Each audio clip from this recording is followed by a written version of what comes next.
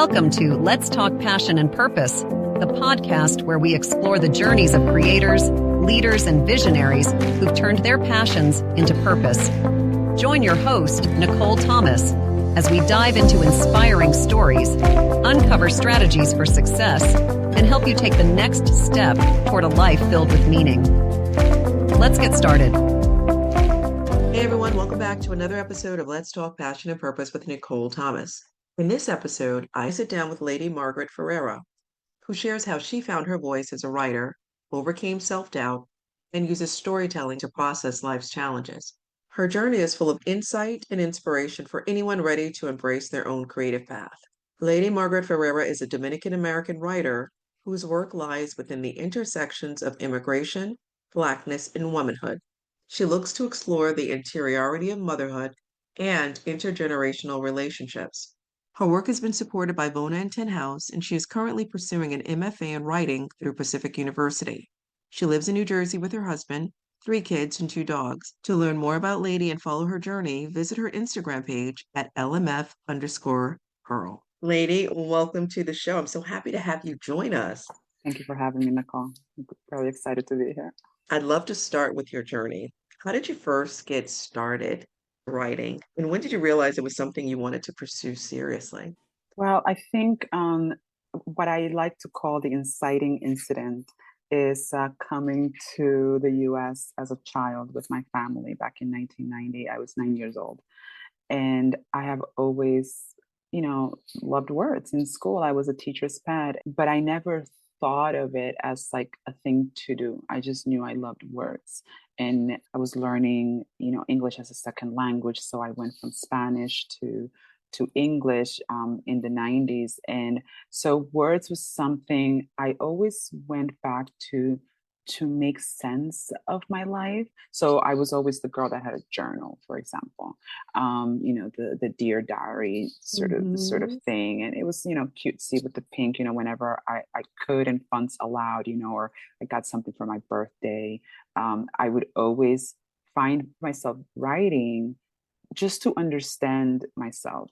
But that didn't mean that I thought of myself as a writer. I loved words and I wanted to work with words. So when I went to college, I was an English major and with a communications minor. And that was by design because I wanted to work in PR and in journalism. And this was the early 2000s.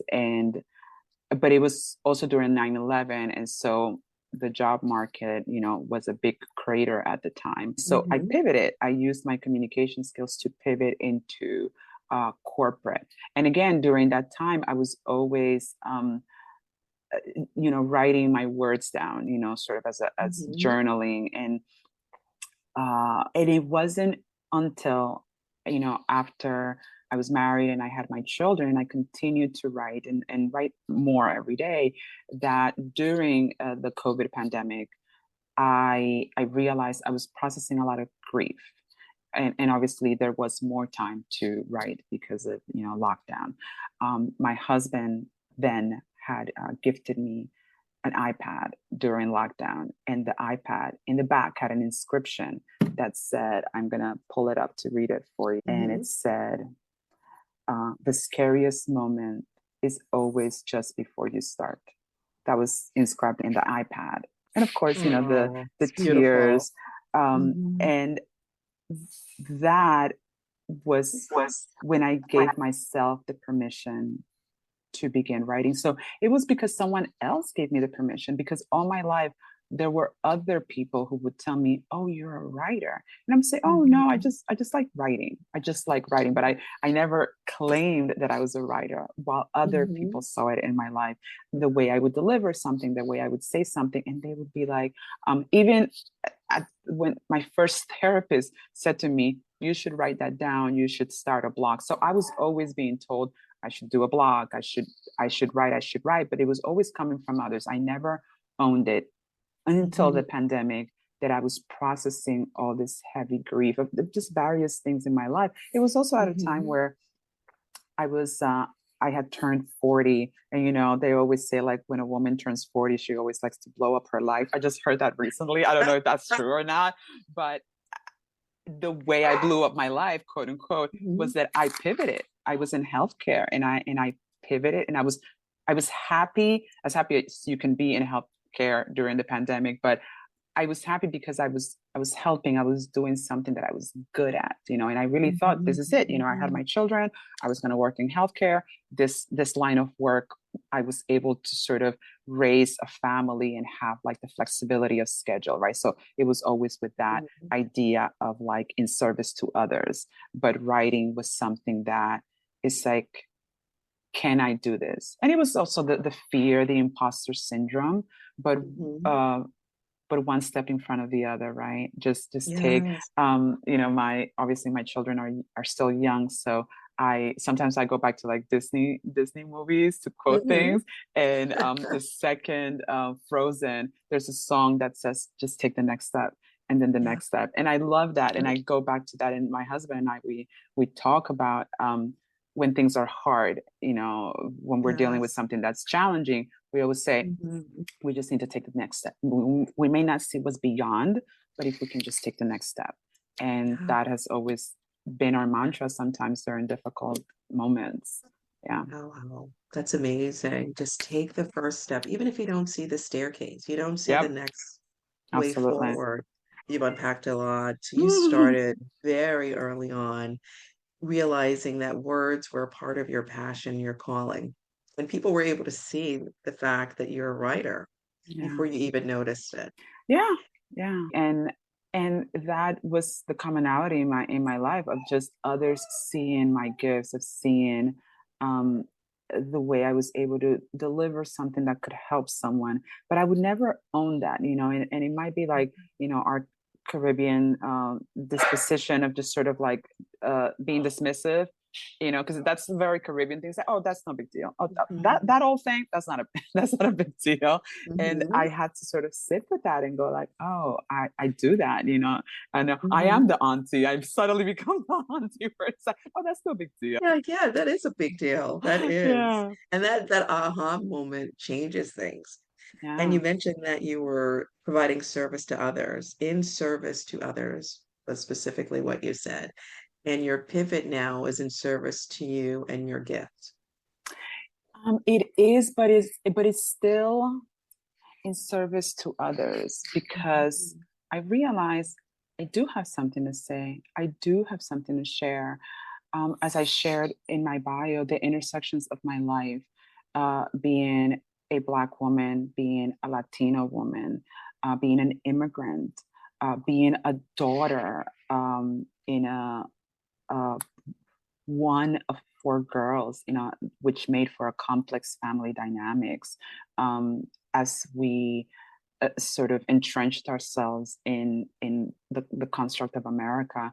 Those things are all the things that I want to make sense of. And I know that that is not a unique experience. It is unique in the point of view that I bring, but it is not unique. So if I can share my lived experience and have someone say, wow, I saw that, there is a universality in that. And I have discovered that through my writing, through finally beginning to share my writing in workshops, now in school, that I have had the feedback of people saying, hey, I like that. That was, or that, not so much I like that, but more like that touched me. And that has meant a great deal to me, Yeah, that's beautiful. That's beautiful. It's almost as if people, your readers, your audience, they see themselves in your work. Yeah, because it's the human experience. I've had a mom from St. Louis tell me, oh, that this paragraph about the loss of friendship, because like some of my writing deals with grief in a braided form, not just the grief of having lost my father over a year ago, but the grief of having lost a friend in the physical form, but also the end of friendships, which is something that we are just beginning to talk about more, about the end of adult friendships, something that happened during the pandemic, in fact, and people began to talk about it and how, it touched them personally. And even in the time that we're living in, that you are leaving friendships and families because of, unfortunately, because of political ideology, and just, if there is more talk around it, there is perhaps less shame around it. And once we move past the shame, we can get back to how do we shift the conversation, that is something that I'm very interested in continuing to do in my writing. Yeah, that's powerful, shifting the narrative. And I believe people don't realize how much you grieve when you lose a friendship. It's wonderful to see that you were able to use writing as a tool, as a mechanism to heal and process trauma. And we just keep going, keep going, but we carry so much Absolutely. And that weight. was it, right? When I made the realization that I was a writer, when I had that Mhm. moment, it was looking back, and I was at an age that I had enough time where I could look back. It was 9/11. Prior to 9/11, it was the attacks in 1995, and all these things. It was Hurricane Sandy in the tri-state area, right?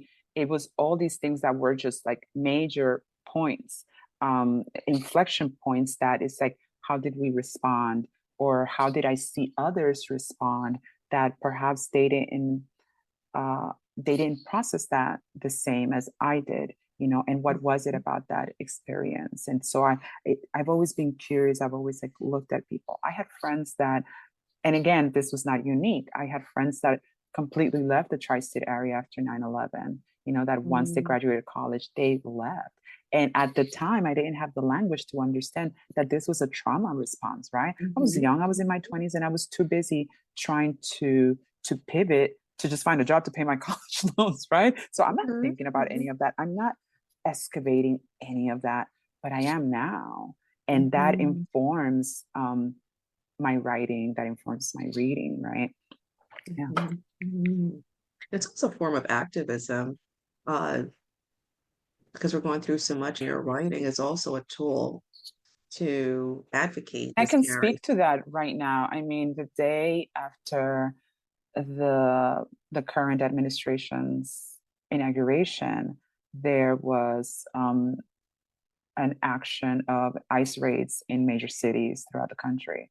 And as an immigrant, I felt the impact, even though I've lived in this country upwards of 30 years, that that felt I had a very guttural reaction, but that reaction, I moved it to the pen, and I wrote something that on the surface was not directly in response to that, because it was in the memoir form, but it was informed by it, because it brought me back to our early years in the US, and what a vulnerable time that was for us as a tiny little family, and so this feeling of empathy for what is happening, even though it is not my life right now, it is not my life anymore, it's still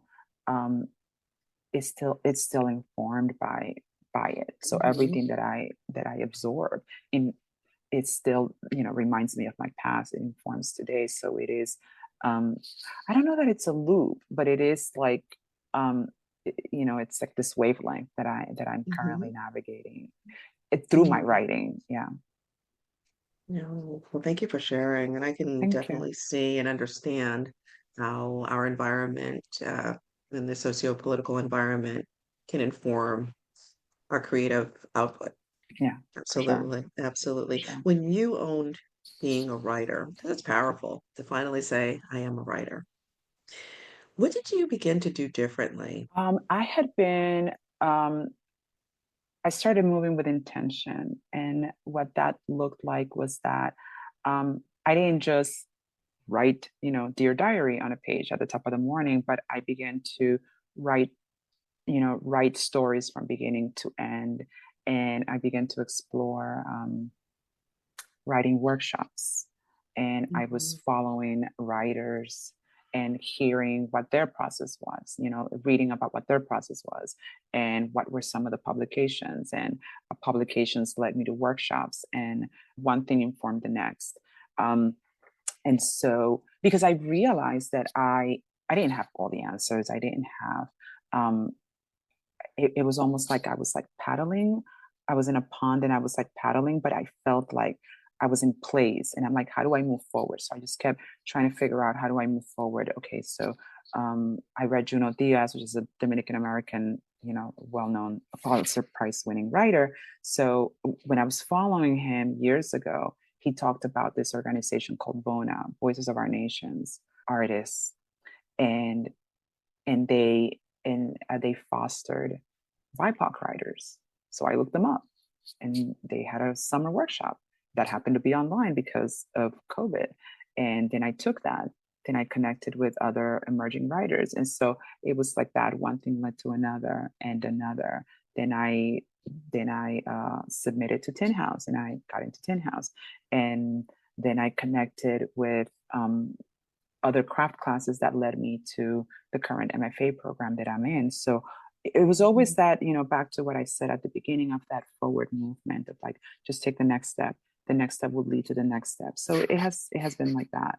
And always with the vision of becoming better in my writing, becoming better at my craft, but also removing ego. At the very beginning, some of the feedback that I got on my writing, which was very unpolished, was it was warranted, but it was like, oh, that hurt. Ooh, clutch the pearls, right? But I didn't stay in that, hurt feeling. I took the feedback, I took it in the chin, and then I was like, okay, how do I get better?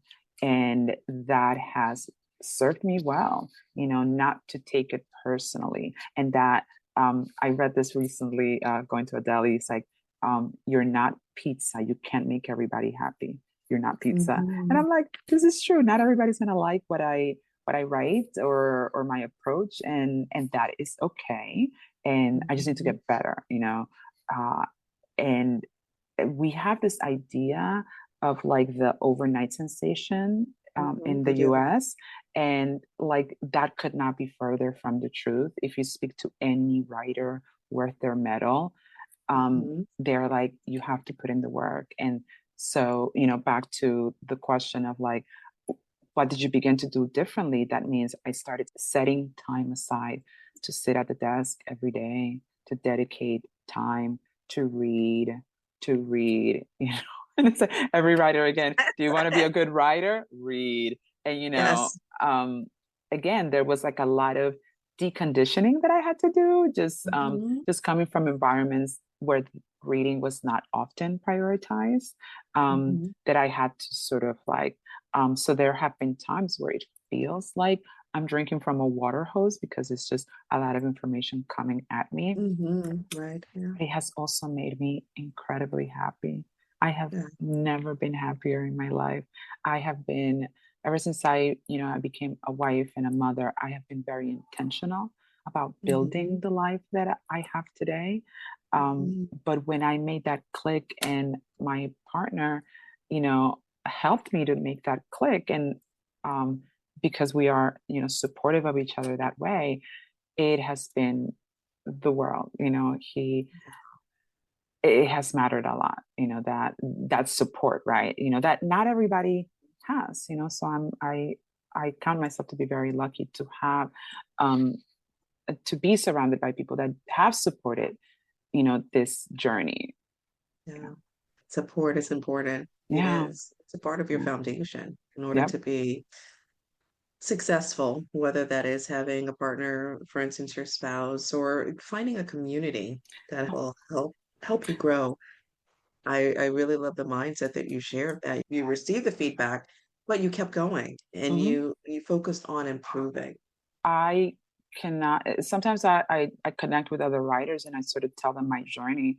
And I have had sort of the comment of like, wow, you've done a lot in like a handful of years. Like, it has taken some people. And again, nothing is a monolith, right? So I'm aware, time is of the essence. Like, all right, well, we're doing this. I got some time to like make up, right? Right. That but it's also been about being very intentional, right? And like building community. Like, I realized once I said, okay, well, I'm a writer. Okay, writers have writer like friends and like community and groups. So I have been very intentional about, seeking that out as well, and it takes work. It's not easy. Sometimes you will be met with closed doors or something that sort of like peters out, because that's just the rhythm of life.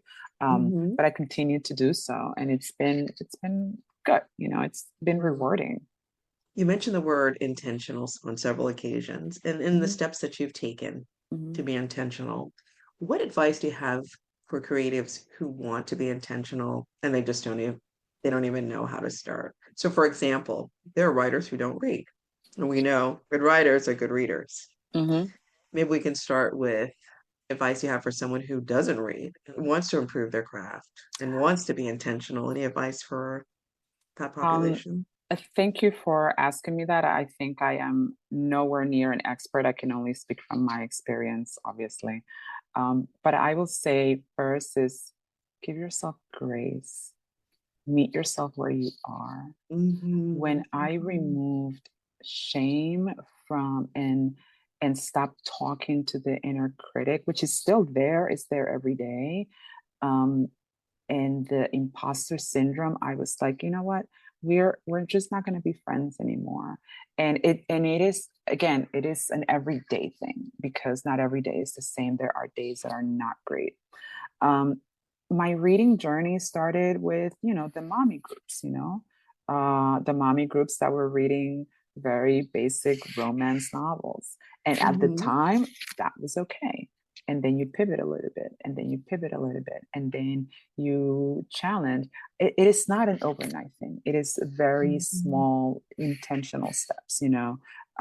What I was reading during the pandemic and during lockdown was, I could say today, but at the time, it was all the bandwidth that I had. It wasn't good. It wasn't good writing. It was like self-published works. And again, this is no shade to self-publishing, because there's a niche for everything and everyone. So again, no shame to that. And someone in the first workshop that I took, in a writing panel, some of these established writers, there was a woman, and I forget her name, but she said, read the good stuff. But then she goes, and it's okay if you read the bad stuff, because the bad stuff makes you a better editor, because you see what you're not supposed to write. So your brain, if you're thinking like a writer, it continues to go. And so when I gave myself the permission to do that, to read everything, the good stuff, the bad stuff, indiscriminately, I got better. I got immediately better, because I was no longer going by like, well, I need to read this in order to do this. I've just instinctively done it, and yeah, so I just say, start where you are, give yourself grace, and just do a little bit every day,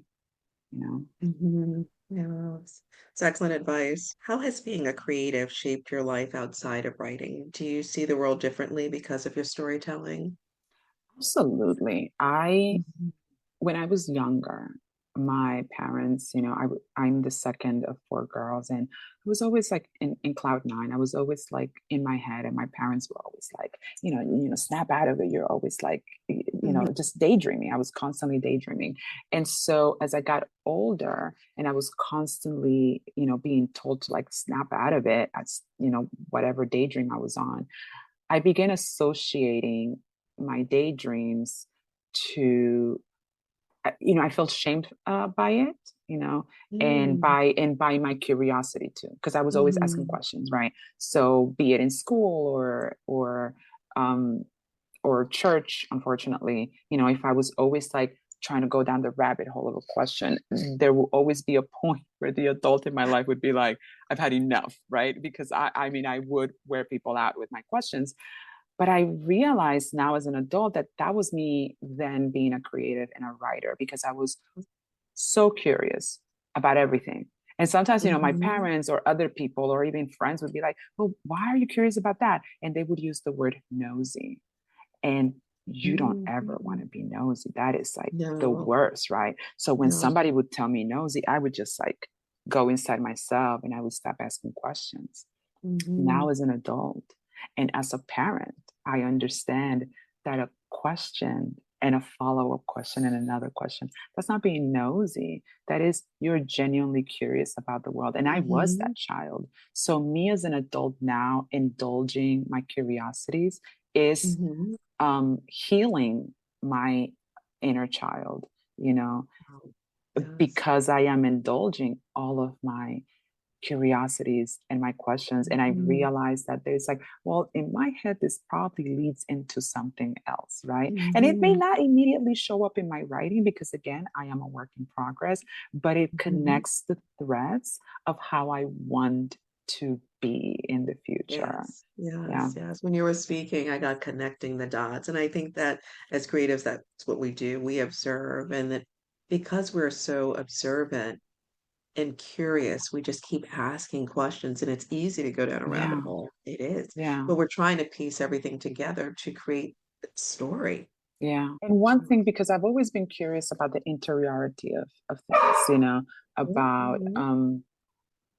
the inner world. But then I'm beginning to understand just now that the outer world, again, it informs our inner world, and it's Yes. interconnected. So what has happened is that I have gravitated towards writers that write beautiful scenes, that write Mhm. beautiful setting, because that is something that I am still working on to be better at. Mhm. But it also means that because I am aware that that's a deficiency, I am paying Mhm. attention in my outer world. I am paying Yes. attention at the brick.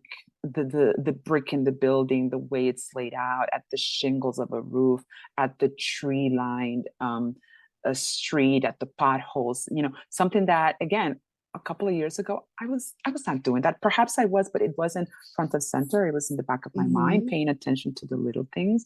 But now I am like fully aware, and it has been like, like, my children play video games, so it's like on another level. I have gone to like another level, and Oh. it feels fantastic because it's very like it feels. I feel very on when I am like going through my day, going through Mhm.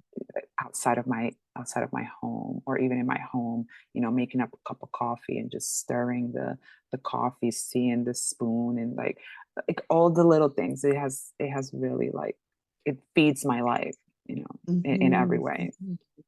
And I almost see it as a meditation, a form of meditation as well, right? Absolutely, Slowing down. absolutely. And I love that because I never, again, another thing I never did in my early adulthood years, in my early 20s. The 20s Mhm. are over here. And it's like we'll unpack that at another time, right? But we remember, once in a while we're like, Right. oof, oof, girl, and it's fantastic. It's fantastic to be able to like be here now in like my mid 40s and just be like, wow, like I like this feels really good, Not that I Mhm. had a vision of what it would look like then. I really Mhm. didn't, but I know what I didn't want it to look like. I did know, Mhm. you know. Yeah, I think that's wonderful. It sounds like there's so much peace and alignment. Alignment. I like that word Alignment. because it Yeah. is, we're Yeah. living through difficult times. So sometimes I don't Mhm. know that I have peace, but I think I do because I have alignment. So yeah, they are like, Mhm. um, Yeah, they're well they're right said. there. Yeah. Yeah. They are. They are. And when you have that peace, regardless of what's happening around you, you're able to see there's this clarity and take in Yeah. those details, as you mentioned, given the Yeah. fine lines in a leaf. Yeah. Writing can be deeply personal. How do you balance vulnerability and storytelling? And also, are there pieces of your own life that you found difficult to put on the page? You talked about grieving, but Yeah. have you found? So um, I am currently working through that. My genre of choice at the moment is creative nonfiction, um, which means I'm pulling from my life. And that, but I know that at this stage, I am just scratching the surface. And that has been some of the feedback that I've received. And I've had some conversations with other writers about how how revelatory do you want to be? Because you're also including other, living people, in your life. And then I'm also aware, so that I am contending with that right now. And that I'm aware of the places I'm currently not going to yet. And I can be very forthcoming about that. I haven't written about my mother. I haven't touched that yet. It is something that is there that needs to be unpacked. And I actually kind of alluded to it in a craft that I attended, in a craft exercise, and the feedback that I got from the instructor was that, because I kind of wrote around it, and then my last paragraph I said, the answer are the women of the family, right? And she goes, that is where you begin. You begin at the end. The end is your beginning. I love that. And I'm just like, ugh, because it's kind of like, okay, and so I've been exploring that, right? In that, okay, it's the mother, but it's not just the mother. It's the grandmother and those before her. And therein lies my interest in multi-generational connections, and the silences. I'm very interested in the silences, because the silences in families can be so loud, in immigrant families, in families of color. And how do we bring light into these silences without shaming, because that is not my interest at all. So I'm working on that, so stay tuned. My goodness, it We'll sounds see. exciting. It's exciting, but it's scary. Yeah. It's scary because so many writers have very, very different approaches as to how they exercise these demons, right? And I want to do so in a way that brings closure, but dignity to the lived experience that are not just my own. Yes, this is my story to tell, but there are individuals, in it, So powerful. What you said about making sure that there's dignity, maintain dignity. And then the silences, so many silences, So and many. shame that's tied to the silences. It's a lot to unpack, and also being vulnerable in the process. For sure. Yeah. So I commend you for having the courage to even put all of those themes onto paper and to make sense of it all, right? To process and also Thank you. heal, right? You're healing in the process of documenting and writing, and I'm sure you're doing research and how that informs your work. And this is where my And then, MFA is becoming very helpful right now, because I had reached a point where I was a little bit stuck, and I was like, okay, where do I go? And so, sort of the guardrails of an MFA program have been helpful in sort of having someone that I can sort of talk to for like, okay, and how do I do this? Because again, when I finally decided, I'm like, all right, I guess we're gonna do this. Like, let's figure this out. And so step by step, figure it out. next step, right? So the MFA program has been helpful in that direction, because again, you say research, which again, absolutely happening, but like, where do I begin? How do I begin? Right? So yeah. Yes. And you mentioned your MFA. What is your goal with your MFA? We know it's definitely creative writing, but what is your main mission with So, getting an MFA? I mentioned earlier, I do have, 3 children, and I have a very, busy life. The MFA program has forced me to focus my time, because on my own, it has been very easy to, at times, right, to just sort of deprioritize the work that I was doing, because it didn't seem like there was a goal at the time when I first started. And then I realized, no, I do have a goal. I have a goal to like create like a body of work, right? A body of work to publish. I mean, I have like many writers, I have hundreds of entries somewhere completely disorganized, with no rhyme or reason. And I'm like, I can't do anything with this. Maybe one day I'll go back to these entries, but I am creating a body of work that has a cohesion with the purposes of publishing. That is the desired goal. But I am also trying to enjoy the journey. And the journey has been learning a lot about structure. I'm in love with structure right now because I'm learning how there are so many ways for storytelling, for you to do storytelling just in structure, with choosing structure differently. And I'm in love with poetry, and I would love to explore that, in the future. Right now, I'm not saying I'm any good at it, but some poetry has come in, and I love how poetry gets to the heart of things. They're just like they are, kind of like the scalpel. The poets are, they take the scalpel to the point and they just get to it, right? And I admire that so much, and so I would like to incorporate that into my writing as well. I love that. Yeah. And the MFA program is helping with that, with sort of having those guardrails of like, okay, where do I go next? Yeah. I love how you explain how the MFA program helps you, the guardrails, but also helping you better understand the structure and storytelling as a whole. Because I do think MFA programs, there's a huge benefit. And again, it's not for everyone, and but for me and where I am in my life and in my development, I do see a benefit to it. But again, I know many other writers that have not gone in that direction, and they are doing quite well for themselves, so it is, again, it's back to really having a conversation with source, and really listening to like where do I go next? Where does it feel right? Where does it feel right? I love how you also bring in feeling, and this is the second time, maybe even the third time, that you brought in how it feels. And we've talked about this. It has to do what feels right, right? Regardless of all these society standards, but how it feels to you. So I say kudos on pursuing your MFA in writing at Pacific University. And it's amazing to see, you, even though you just started, the influence it's having on your craft and your perspective as a writer.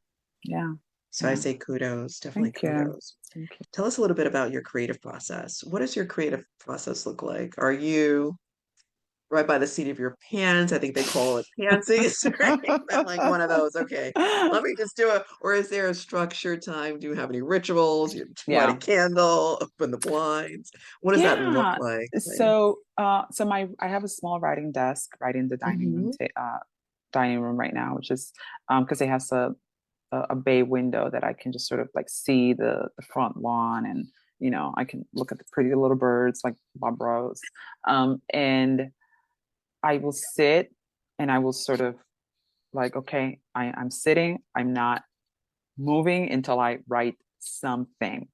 And again, I continue to experiment because right now, because of the program and it's like, okay, I have to submit X amount of pages by this date. I sort of like do that, and I'm very good at having like spurts of like of intensity where it's like a couple of hours I come up with something. I'm very grateful for that, but I don't want to rely on that. So for the better part of like the past 2 years, I had been working on having a routine where I was structuring essays beforehand, and I've had very good feedback on those essays. So I realized that there are just many approaches, and I've tried both right now because my reading, there's so much reading that I have to do for the semester. The writing has, unfortunately, and I need to like sort of recalculate that, has taken a bit of a backseat this last couple of weeks, if I'm being perfectly honest. But after AWP, I was like, I need to change the time allotment, So I continue to experiment of what works better. Ideally, this is my ultimate goal, even though I am not there yet. I know two types of writers: the writers that get up very early in the morning, we're talking 5 o'clock to write, and then I know like the night owls, right? But listen, Jericho Brown is a night owl. He talks about all the time about just writing like at night or in the middle of the night. So Mm-hmm. whatever works, that is what I get, because Toni Morrison, 5 o'clock in the Mm-hmm. morning, Yeah, and that's we right. know her body of work in the middle of the night. And I'm like, I so again, it's finding Yes, I what can works relate. for you. I need to, I'm Mm-hmm. still finding what is like the sweet spot, Yeah. I think morning after my morning routine with the children Mm-hmm. has been my sweet spot right now, that like Okay. 9 to 12 window. And it's wonderful you're not attached to a certain time frame and you just do what works for you based on Yeah. your schedule. Yeah. Yeah. Yeah. And you are balancing a lot. As a mother of three, how do you navigate creative time while balancing family life? um so I'm very lucky that I have a good partner where we have been supportive of each other at the different chapters of our lives. Um, as he supports me, I've supported him in his career. And this time, when I made the decision to do the writing, to do the MFA program, it was asking for support. It's like, hey, Hmm. can you get the kids? And roping my mother in whenever possible. Again, it is a gift to be able to do that. I know that not everyone has, and if they haven't been around, there is like, hey, we're gonna I did this a few weeks ago with the boys. I needed to read, and I'm like, okay, we're gonna have reading time. So like everybody was in the living room like reading, if only for like an hour, right? Not not Right. not a major time, but so it's finding those pockets of time. It's reading during like pickup and yeah, during like afternoon pickup, I will sit in the car lane and just sort of like read a craft essay or something like that. Wow. So it's finding like little pockets wherever on the weekends when they're playing video games, I'm sitting next to them, like, reading. So it's finding pockets, understanding like the deadlines that I have to prioritize that. Hmm. I'm very big on having the structure of a deadline, on like, okay, Hmm. or even when I didn't have the deadlines of school, I knew I had personal deadlines of when did I wanted to finish this essay by. So Hmm. like, okay, I need to structure this essay. I need to work on it for so many hours for X amount of days so that I can have it by this day. So I've Hmm. just been very good, when I guess when you're a mom, you like your time, how much time Hmm. constraints you have, right? So Right. I've Right. just I've done that instinctively, I suppose. Yeah. Hmm. And it sounds like it's working. And a Yeah. lot of people feel that they need to set aside an hour or 2 hours, and sometimes that works if your schedule allows for it. Yeah. But finding those pockets of time and being intentional, knowing Yeah. what you're going to work on, really can help a creative move forward in the work. Yeah. Even if Yeah. it's 10 minutes, that's intentional and just laser focus. Yeah. Yeah, Absolutely. it definitely Yeah. helps. What's something you've learned about yourself as you've evolved in your craft? Um, and at the fear of sounding a little high on myself, Mhm. I discovered how good I am. Mhm. But it was like, but not like genius level or anything, but it is like I'm just remembering all the times that I allowed um, life to sort of dampen my spirit.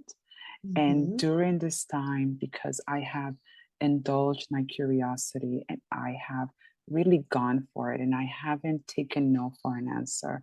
And even when I have found myself in spaces where people, for whatever hangups they may have been dismissive of my Mhm. of my journey or of my dreams, just realizing like, that's a you problem. That doesn't Mhm. have anything to do with me. Um, I'm going to do this. That has been um, that has been surprising. That I don't know, like, and it's weird because, like, I don't know where that comes from, but I guess Mhm. I will use your word when you are in alignment. Something Mhm. happens when you feel an alignment that you're like, no, this is good. This is Yeah. me. I am, um, again, I don't pretend to be uh, Pulitzer Prize winning or any of that, but I do have an awareness that I do have a story to share, that I do Mhm. have a story to connect to. Um, with the world and how that may manifest itself in the future, I have no idea. I have no control, but that it's there, you know. So it's been comforting, you know, when the challenges have come, because they inevitably come, to realize like, hey, you're doing what you're meant to be doing. Like I'm doing what I'm supposed to be doing. It took me some time to get here, but like I'm doing it. Yeah, you're doing it step by step. And owning being a writer, I almost feel as if it gives you so much confidence to shut down the noise, those gremlins, because they're still there, right? Yeah, Voices yeah. from family and friends not understanding the path you're on. People in creative spaces that dismiss you too, you know, especially Oh, yes. when you get in this like, well, what have you published and what have you done, and all these Mhm. things, and is realizing that that's just noise, you know, like Yeah, that's just noise. And it's like, it doesn't take away, for some it may, but at least for me right now, it doesn't take away the value of what I am doing right now, yeah, you know. absolutely. Has there been a piece of work, whether something you wrote or read, that completely changed how you see storytelling?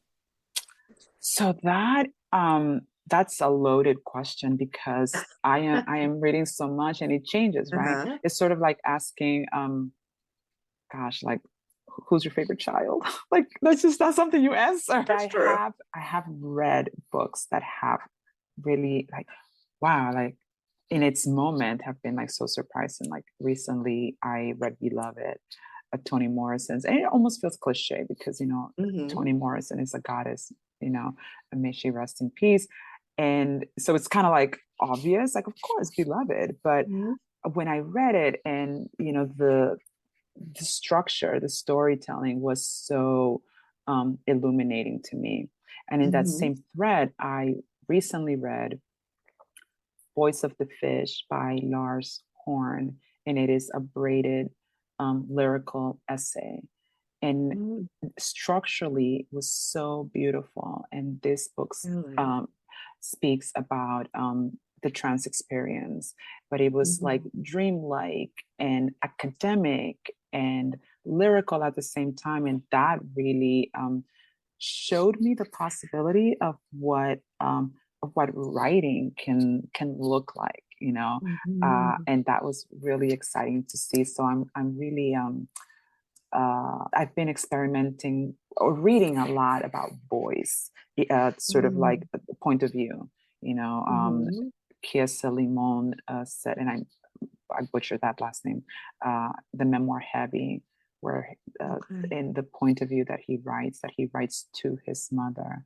That was Oh. really just beautifully done as well. So Hmm. these are just sort of the recent memory, right? If you had you Hmm. asked me, you know, 8 months ago, I would have had like a different set of books, because it Hmm. was reading Memorial Drive, that memoir that was like, I just got it. It was reading The Secret Lives of Church Ladies. That is like Uh, amazing, like amazing. You're like, oh my God. mhm. And it's like, and you get excited when you finish reading it, because you're like, oh my God, this is what you can write. You can write like this. Oh my God. Like Yes, yes. I geek Mhm. out when I read like good stuff that you're like, Yes. oh my God, you can do that with writing. And that it's like, I Mhm. almost can't wait, you know, to do it Mhm. myself. Not in the same manner, but just like the possibilities that are out there are Yeah, just exciting, you know? yes, absolutely. I feel the same way when I read a really good book. I'm like, wow, this is amazing. How Yeah. Yeah. did this writer come up with I this, know, bro? right?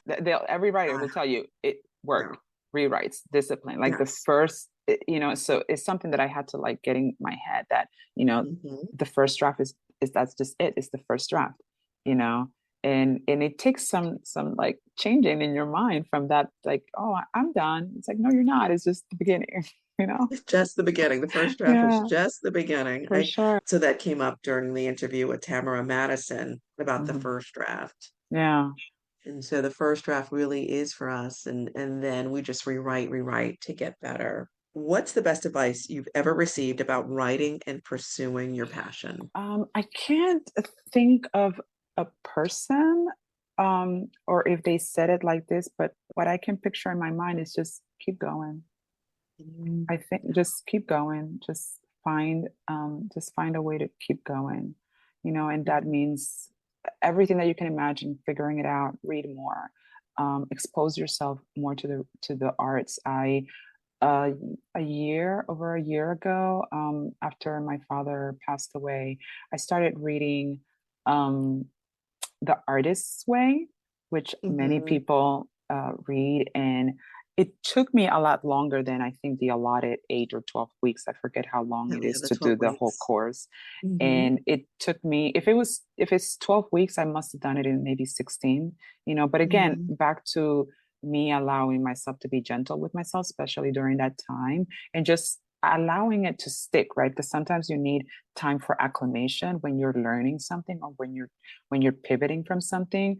And that means being things that I was already doing before, right?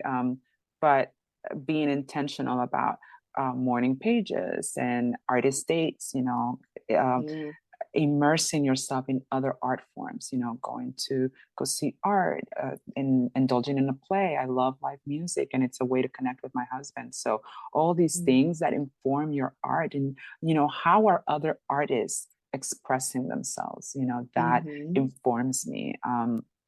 My family, we're big hikers, like going to nature, like, and so again, it's back to being intentional about this, and that really helped me really center writing around this, like, oh, these are all things that I was already doing, but now I really do it as a writer. I don't know, it's just I found it helpful, these things. It sounds like it's your lifestyle. It's a part of your lifestyle as a creative. Yeah, I think it is. I never really like try to give it much thought, or even like think like really high and mighty about it. But yeah, it really has been like a gradual shift that made sense. Yeah, that has made sense. Yeah. Yeah. And for creatives who are struggling to find their voice or step into their purpose, do you have any advice or words of wisdom for them? Your desire matters. What is in your heart matters.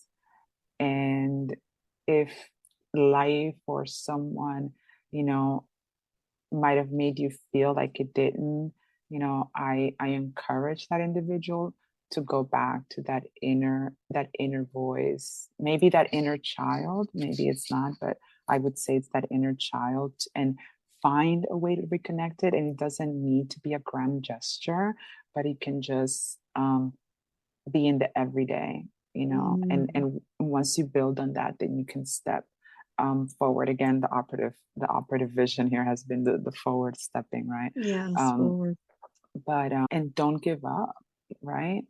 These words have been said to me in different manners throughout my life, but I realize how much they matter. And it's like, don't give up.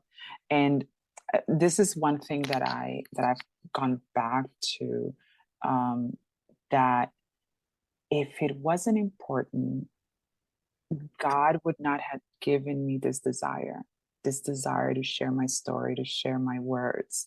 So like, it must matter, because I received this, right? It's within me. So then like, I must find a way like to share it, and it matters because it's in you, right?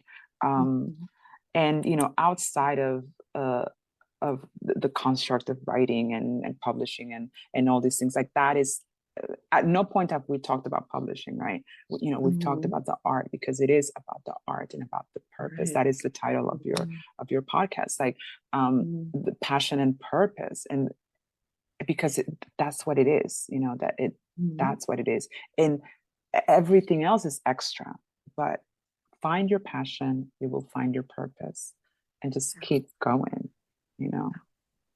That's powerful. Absolutely powerful. Thank you for sharing. Thank you. Lastly, what's next for you? Are there any projects coming up? Well, you'd like to share with us? well, I'm unpacking AWP, like the 10,000 people that attended. And I am. Wait, for those of you who are not familiar, there may be people in our world, our listeners, who are unfamiliar with AWP. So tell us more about AWP, a few minutes. AWP is the Association of Writers and Writing Programs. And through my MFA program, I did the whole student registration, and I attended this sort of fair that they do once a year in a major city. Last year was in Kansas City, for example. This year was in LA, and thousands of writers and writer adjacent individuals, they attend. There's MFA programs, literary journals, fellowships, summer workshops, anything under the sun and under that umbrella was there. So I just attended. I came back about a week ago. I'm unpacking all of that. It was my first time going. And so now that I have a lay of the land of what that looks like, I am sort of charting my trajectory for the next 6 months. And not to get, I don't want to be too specific, but the immediate goal is to finish strong my first 2 semesters this year at the MFA program. And then towards the end of the year, apply to some publications. And, people will have many ideas and opinions about it. It's a numbers game. Rejections, you got to get used to rejections. So, that is the next step after the next 2 semesters. And I'm putting in my mind to attend a writer's workshop next year, not this year, because I think I'm at capacity with school, but to have that for next year ahead. So that is the goal. Yeah. Yeah, that's amazing. So kudos, congratulations to all the things that are coming and unpacking the conference. Thank you so much for being a guest on the show, and I hope you will join us again. Yeah, thank you so much for having me. I love the space that you have created for creatives. It's really generous of you. Thank you. You're welcome. Thank you for joining Let's Talk Passion and Purpose. I hope you're leaving inspired and ready to elevate your journey. Remember to subscribe, rate, and share if you enjoyed today's episode. Stay connected, follow your passion, live purposefully, and we'll see you next time.